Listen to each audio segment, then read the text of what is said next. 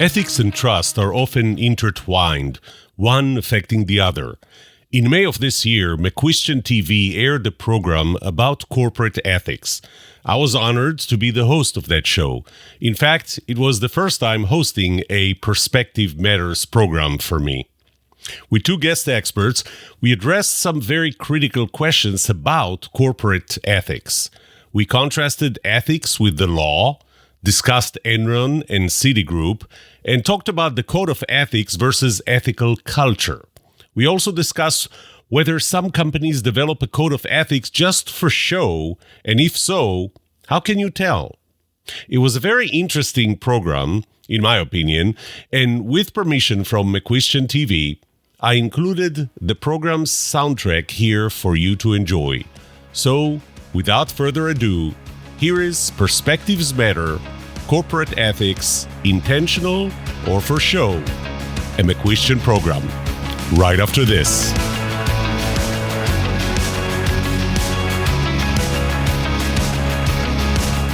Welcome to The Trust Show. I'm Yoram Solomon, your host, the author of the Book of Trust, and facilitator of the Trust Habits Workshop. My mission is simple. I want to help you form habits that build your trustworthiness, because the answer to this question will have the biggest impact on your personal and professional success or failure. Can I trust you?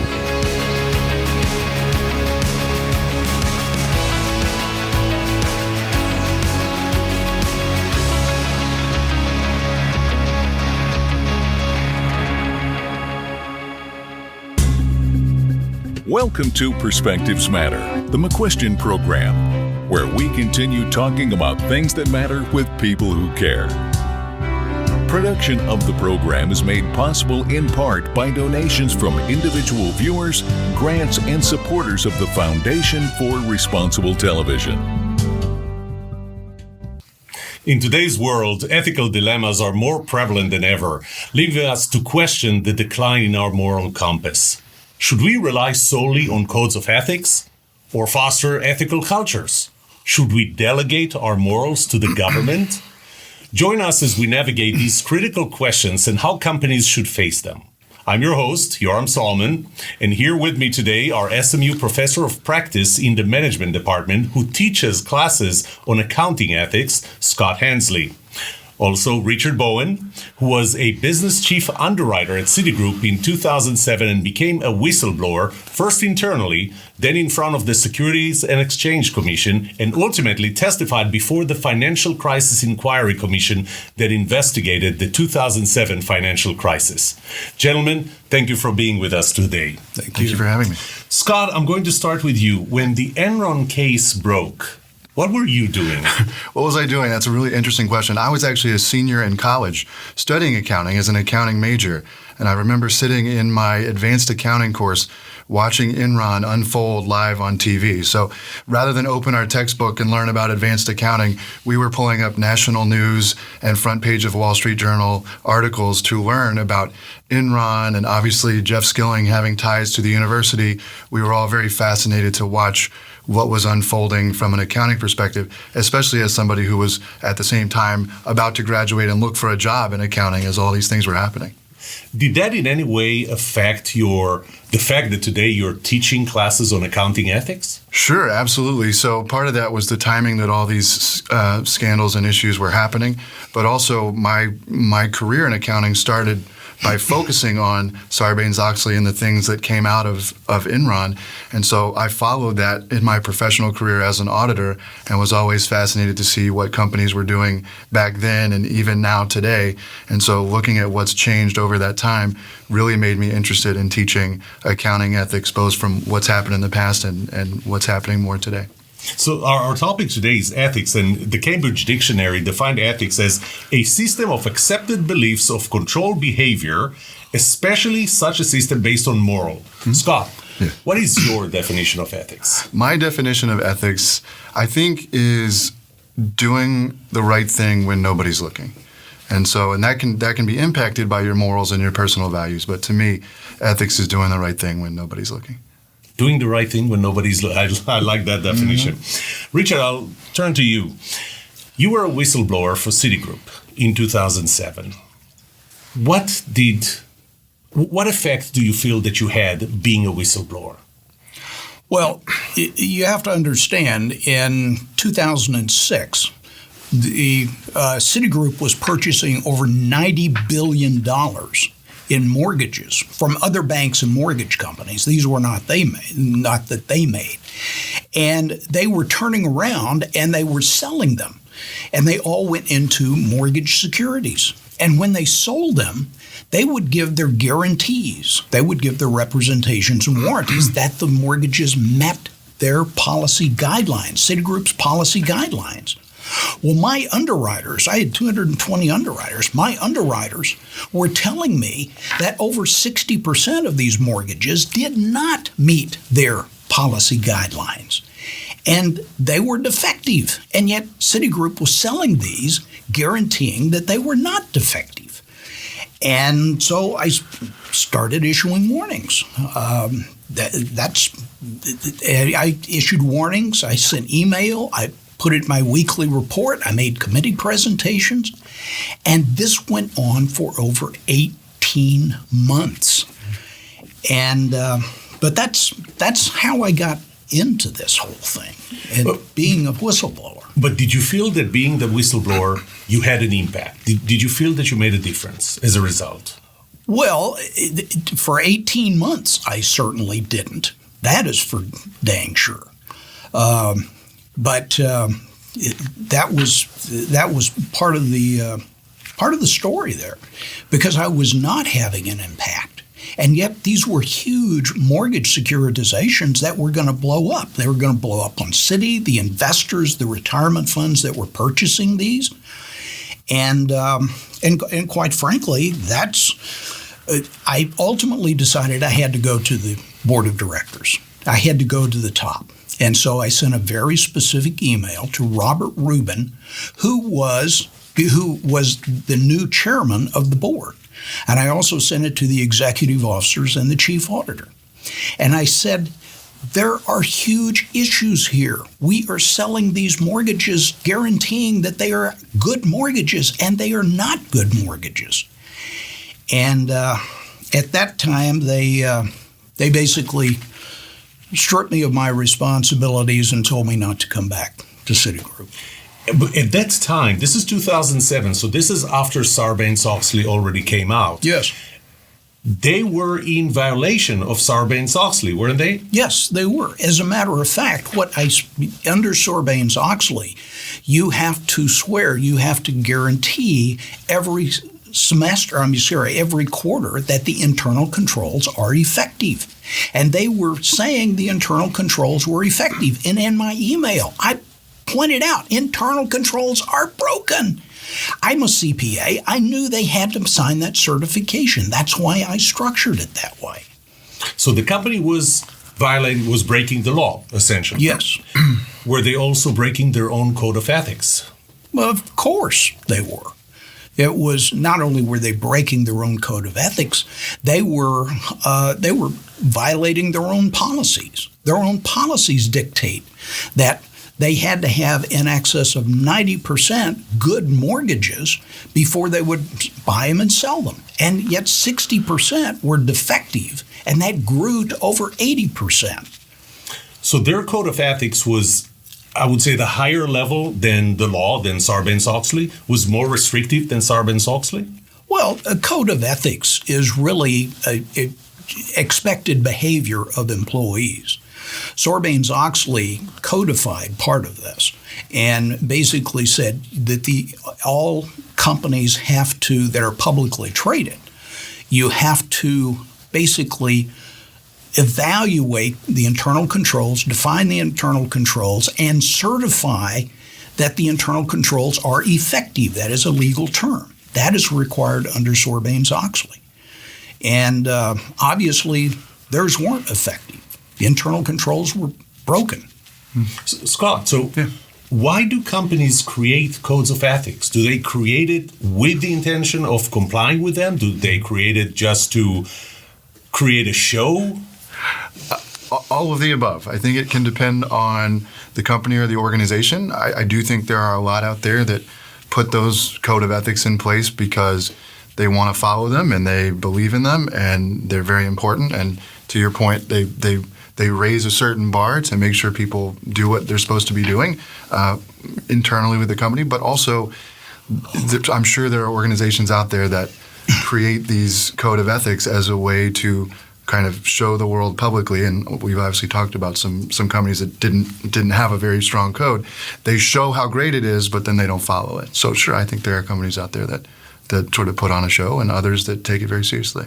Richard, do you feel that Citigroup was taking their code of ethics very seriously, or were they putting on a show? No, it was obviously a show. Every employee had to take classes every year and know the code of ethics. It was a lengthy code of ethics, and it was taught by an academic type in a classroom. But the employees knew that that really wasn't the way things worked. And, employees know this. So when a company hires a new employee, they typically have the employee sign that you will comply with the code of ethics. Is this to transfer the responsibility to the employee? I think it is an attempt to make the employee feel a part of it. But quite frankly, then they have to truly believe it and incorporate it and expect the employees to adhere to it. And that's where the breakdown occurs. I also think it can cover the larger organization and say, look, they signed this document, they knew what was going on, we're covered. And I don't think that's always right. So it's interesting. Enron happened, and right after that, Congress enacted Sarbanes-Oxley. Is it fair to say that what we have done is delegated ethical behavior to Congress, to laws? If you're asking me, quite frankly, I don't, it would be one thing if Congress actually enforced it. They did not enforce it. As a matter of fact, I'm not aware of any prosecution. And understand, Sarbanes-Oxley also makes it illegal to retaliate against someone that reports wrongdoing. And I don't think there has ever been a prosecution under Sarbanes-Oxley. So it's a law on the books that people like to point to, and it's not that effective. As a matter of fact, it even under Sarbanes-Oxley, the auditors have to issue a separate audit opinion on the internal controls of the company, that they are legally effective, and that has not changed anything. Scott, what do you feel? Do you feel that when Sarbanes-Oxley and other laws like that have been created, it was really us delegating ethical behavior to laws? In some cases, yes, but I also think it's very reactionary, right? And, yes. And as he pointed out, there hasn't been a lot of consequences for not following those laws. So I think when certain when government gets involved, it's very reactionary.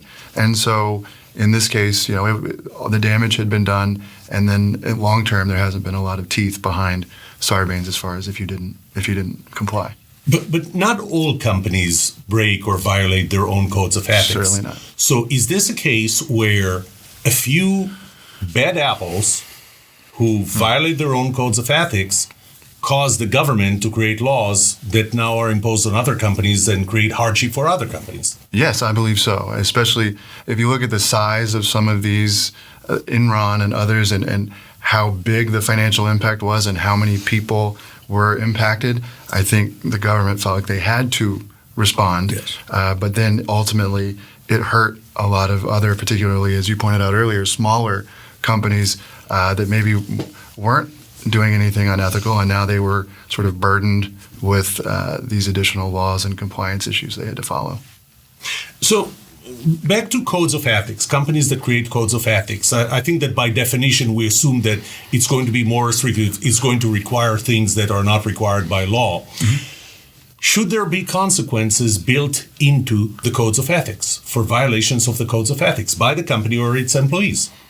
If you want them to have more teeth and have people have a higher compliance rate to those codes of ethics, yeah, I think there needs to be consequences to those, because when there's not, you have people not complying and nothing's happening, so why do I need to worry about this? But yeah, I think if there are specific, concrete consequences to breaking the code. I think that could increase compliance, of course.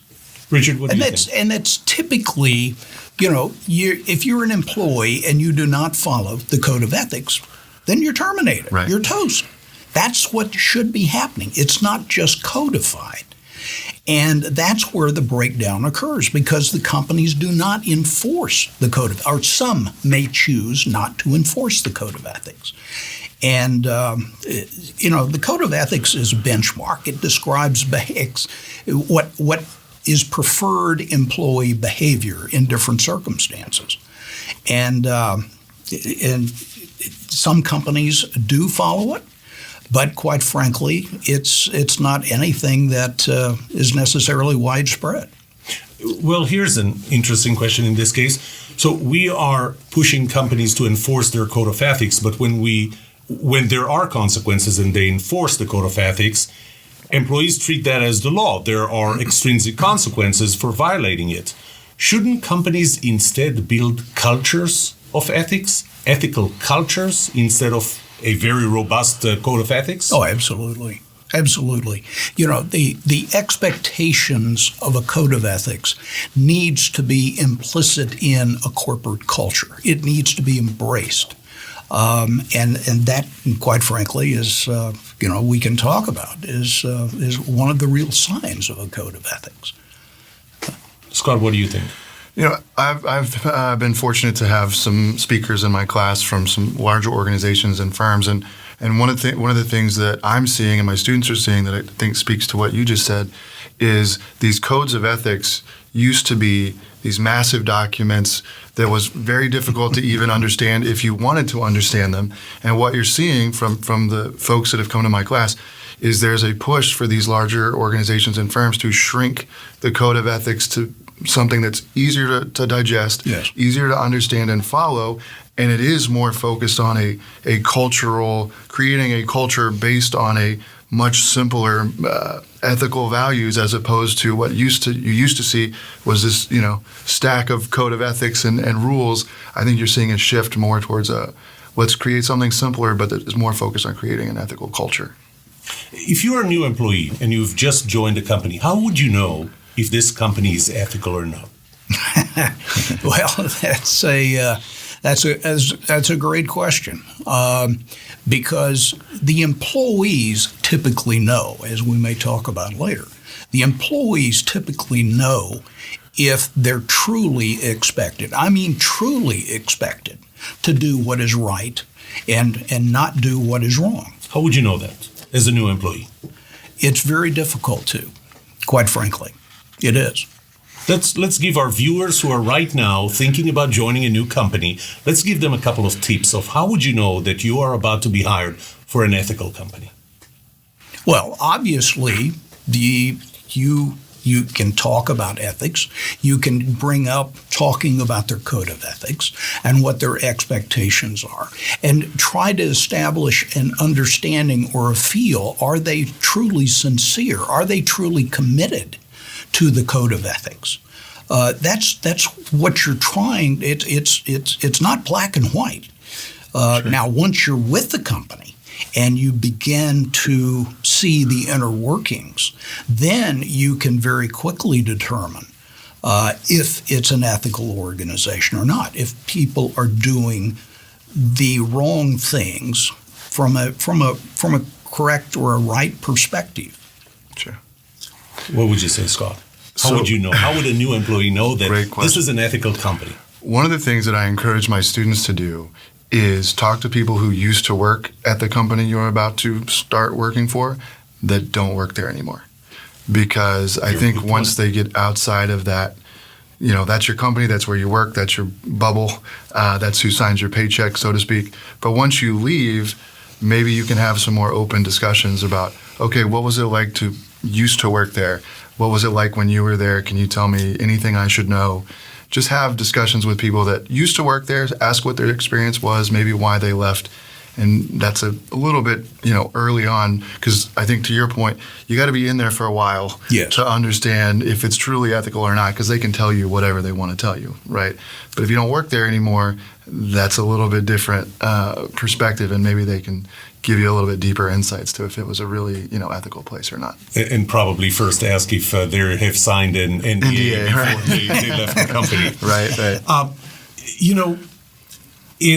Our audience right now are going to watch this graph that you provided that was created by the Ethics Compliance Initiative in 2018, and we thank the Ethics Compliance Initiative for allowing us to use this chart. What are they saying? What are they seeing? Well, first of all, understand the Ethics and Compliance Initiative is a world-famous nonprofit that studies substantial issues of ethics, and every year they do an incredibly in-depth research project and publish the results of that. And the chart that you're looking at now, they worked with hundreds of companies around the world, and the companies agreed to work with them if they were anonymous. And so the ECI actually evaluated the ethics programs of all of these companies. And what you see here is a graph of basically dividing the companies up from those that actually very little in the way of ethics from evaluating their programs to the most ethical, the highest quality. And what ECI did then was they took a survey of something like 10,000 employees of these companies around the world. And among these, they asked two specific questions. Did you see misconduct at work, and did you report it? And the second question was, how satisfied were you that you reported it? So, for example, take a look at the left quadrant, the quadrant, obviously, which is the least ethical. Here, 34% of the employees saw misconduct and reported it. And you think, well, okay. And then it also says of those that reported it, only 20% were glad they did. So what happened to the other 80%? They were discriminated against. They were ridiculed. They were demoted. They were made to regret that they ever reported anything. That's why only 34% reported it, because they saw what happened to those that did. Now look in the right quadrant. In the right quadrant, 93% of the employees saw misconduct and reported it. And of those that reported it, 94% were glad they did. They were satisfied. So what happened to those employees? Those employees were made to feel that they were a part of the company. They were a part and parcel. Their feedback was important. It was valued. And the employees were embraced by management. And they might have misunderstood what they saw. The management explained that to them, but they took time and they monitored this process. If you want an ethical corporation, you have to make the employees feel that they are a part of the company. Their feedback is important and they are valued. That is truly the mark of an ethical corporation. So if I summarize what our viewers have just watched, on the left, companies with lower ethical standards, you would see that fewer employees would report something, and you would see that even fewer would be happy that they reported. Oh, yeah. And fewer report it because they see what happened to those that report it. And on the right side, those companies with higher ethical standards, we would see more employees report whenever they see something. Probably they see fewer things, but more of them do report. And more of them are happier that they have reported. Yes, absolutely. Because they were reinforced. Their feedback was valued by management, and management shared that with them. How should companies create ethical standards, their own code of ethics? Well, so I think I'll start. So to create it from scratch, I think you have to look at the overall goals of the organization. So obviously, if it's a for-profit, you're obviously going to consider financial implications, but are there other goals around, greater good for the area that you're in or greater good for your employees? What are your overall goals of your organization beyond just a P&L? And then you start to say, okay, what does that look like from a cultural standpoint? what type of employees fit that culture. But I think you have to look at the overall goals of the organization, certainly financial, but also otherwise, to see how to even start to build a code of ethics. Because it's an easy thing to talk about maybe, but it's a hard thing to do. Yes, no, it absolutely is. But the most important ingredient here is making the employees feel like they are a part of the company, and they need to give feedback to the company. What is right that is happening, and what is not right that is happening. And the companies need to make them feel that they are a part truly of the fabric of the company. So when companies create codes of ethics and then break their own codes of ethics, why do they do that? It's a matter of, basically it's greed. Sure. They act in their own self-best interest. And that's the key denominator for this. Yeah, if you look at a lot of the bigger ethical scandals, particularly that happened in the early 2000s and even today, a lot of them are greed at the top. Yes. And then, as he mentioned, and then the other is a lot of pressure around earnings and beating earnings. So you have C-suites of people that are extremely greedy and out for their own personal interests and gain and whatever they want to do personally. But also there's a tremendous amount of pressure on financial earnings and Wall Street and beating earnings, and that takes people that maybe started on an ethical path but then got more and more pressure to meet or exceed those earnings, and then they started kind of scooting closer and closer to that ethical bar, and then they went further and further and eventually potentially crossed the legal bar as well. Richard, you suffered personal consequences for being a whistleblower. Can you briefly say something about that? Well, when I went to the board of directors, I was stripped of all my responsibilities and told not to come back. And that's when I went to the SEC and gave them over 1,000 pages of documents showing the massive fraud that was going on. And then 3 months after I testified for the SEC, that's when Citigroup was bailed out by the U.S. government to the tune of $2.8 trillion in loans and capital and toxic asset and liability guarantees. And the SEC covered up my testimony. And then I went to the Financial Crisis Inquiry Commission. And quite frankly, they forced me to change part of my testimony because they did not want it revealed that I had testified before the SEC and gave them government full knowledge of what was going on at Citigroup before they bailed them out. So if someone came to you today and said, Richard, I'm seeing something bad in my company. My company is not meeting its own ethical standards. What would you advise them to do? I would advise them to, if they feel up to it, to ask a question, raise their hand. But if they're going to pursue that, they need to get a professional legal advisor. From outside of the company? Yes. So, very brief, very personal. If you were back in that same position in 2007, would you do it again? Yes, I would. It was right. I was ultimately vindicated. The mortgages all showed huge losses. That led to the financial crisis, and it wasn't just Citigroup. This was all the banks that were doing it. So yes, I would do it again. Thank you. Thank you for being with us. I want to close with a quote from former Associate Justice of the U.S. Supreme Court, Potter Stewart. Ethics is knowing the difference between what you have a right to do and what is right to do. I hope we gave you ideas on how to reverse the downward spiral of our business ethics, or at least enough to think about. Thank you for watching our program today. Please continue joining us as we continue to talk about things that matter with people who care.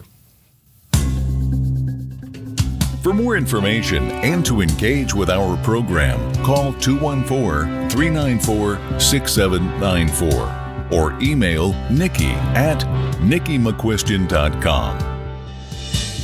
Visit our website at McCuistionTV.com or our YouTube channel, McCuistion TV. Thanks for watching. I hope you enjoyed this show by Perspectives Matter, a McCuistion program, the first one that I hosted, and that you can see the connection between ethics and trust. That's it for today. I hope this made you think a little different about trust and ethics. May trust be with you. This was The Trust Show.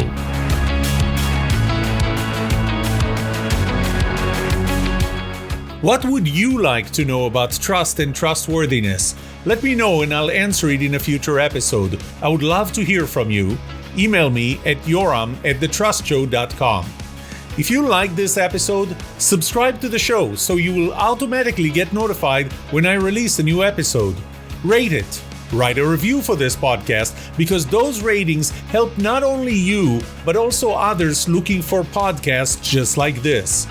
If you're looking for more resources to learn about how to build trust, be trusted, or know who to trust, look up my workshops, online courses, books, or go to my website, trusthabits.com. And remember that the answer to these two questions will have the biggest impact on your personal and professional success or failure. Can I trust you? And can you trust me? Thank you for listening or watching The Trust Show.